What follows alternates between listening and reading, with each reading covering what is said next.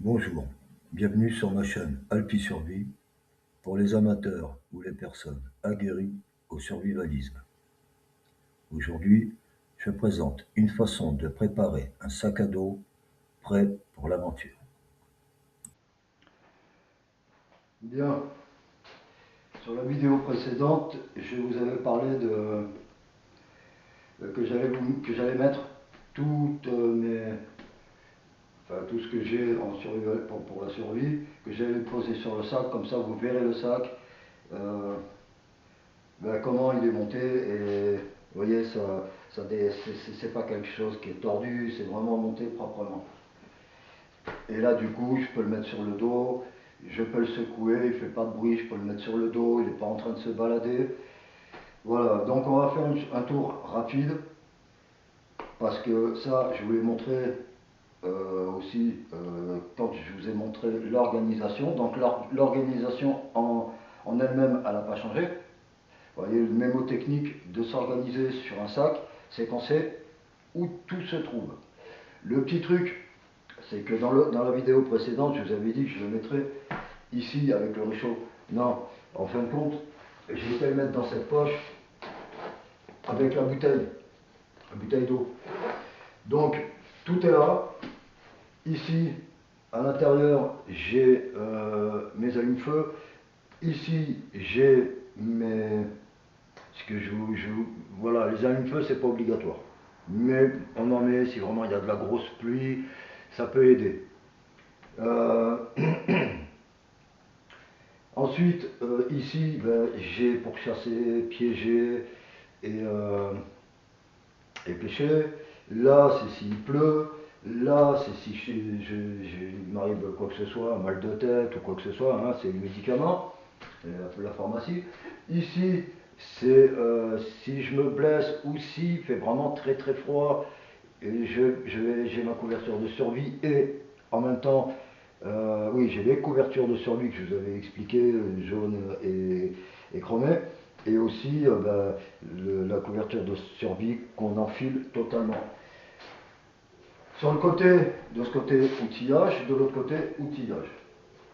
À l'intérieur ici, il y a réchaud et ainsi de suite. Voilà, vous voyez, on va faire vite. Hein. Dessous, il reste toujours, c'est toujours le coin pour les vêtements, ces choses-là, avec aussi le nécessaire de toilettage. Si je tourne le sac, alors oui, je vous avais dit, les tendeurs, ils sont bien là, je les ai enroulés.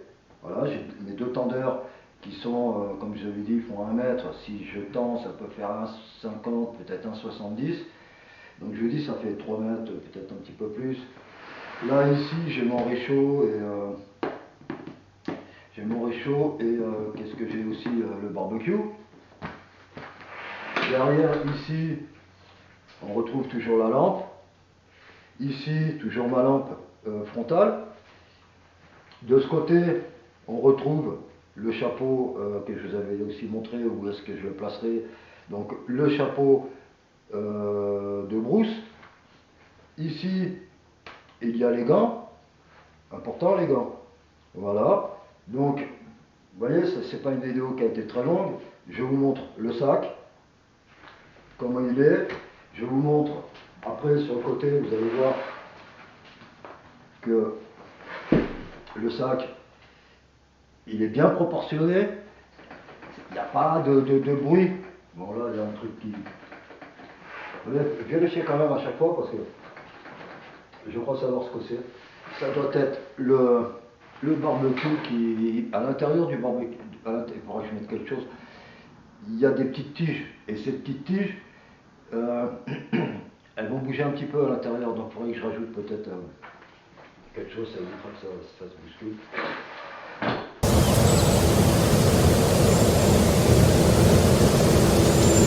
Voilà, donc là, ouais, j'ai fait le tour. Je vais le mettre sur mon dos. Vous allez voir que... Donc, regardez quand même avant que je le mette sur le dos. Vous voyez, en haut, la pluie, elle va pas rentrer par le dessus. Du fait que je vais appeler ça le chapeau du sac à dos, c'est qu'il recouvre totalement l'espace. S'il était plus haut, il recouvrirait pas tout. Il aurait, faudrait forcer, et il resterait peut-être un espace. C'est pour ça que c'est bien que c'est monté plus haut. Mais comme je vous ai dit, restez à la limite du sac. Ne dépassez pas. Sinon, vous n'aurez jamais une réelle couverture de tout ça. Bien, maintenant, je vais poser ça sur le dos. Donc, il est toujours aussi glissant, même avec le poids.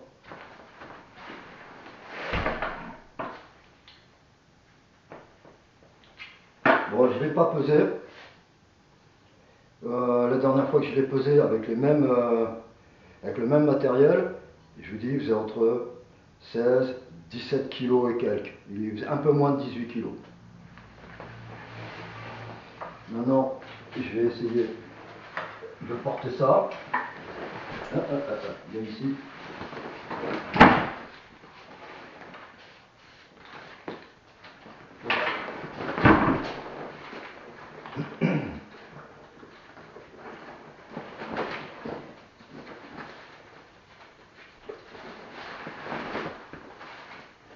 Là. Donc à partir de là, bien entendu, je sens ici, je laisse un petit peu respirer mon ventre. Hein. Et ici, ben, l'avantage, comme je vous avais expliqué, c'est que c'est élastique. Donc du coup, du fait que c'est élastique, voilà, il va me suivre, le sac. Je ne vais pas être compressé ici au niveau des poumons. Voilà, donc je l'ai sur le dos. S'il fallait, je pourrais partir. Et puis je crois que ça y est, j'ai fait le tour. Vous avez compris le jeu de mots, j'ai fait le tour. Et bien maintenant, salut, ciao, et à la prochaine vidéo.